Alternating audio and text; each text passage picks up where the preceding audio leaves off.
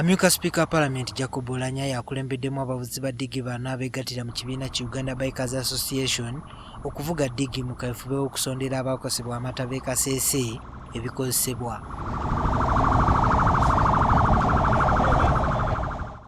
Bano okubadde ne Jimmy Akeno omubaka munisipaali y'Erira bayise mu nguudo ez'enjawulo mu Kampala okutuuka ku kitebe ky'ekitongole kya Red Cross e Lubaga.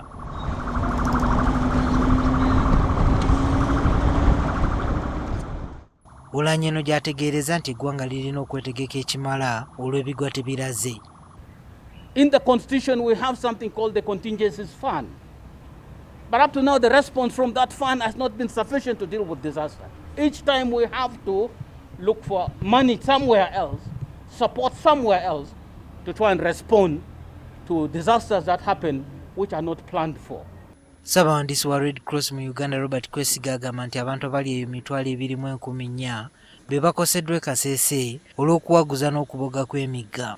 Nga Kirembe Hospital omanyi yonna yagwawo kati district ne tiimu yaffe e Kasese bagenda ku guiding baani abagenda ku benefitinga ku mifarasi eno. Tukwasaganyize wamu nabo tubayambeko kuba tumanya abantu abasinga tebakyalina we basula tebakyalina gye bagenda eddwaliro ly'e Kasese nga mwe mwawulidde amazzi gaali tutte.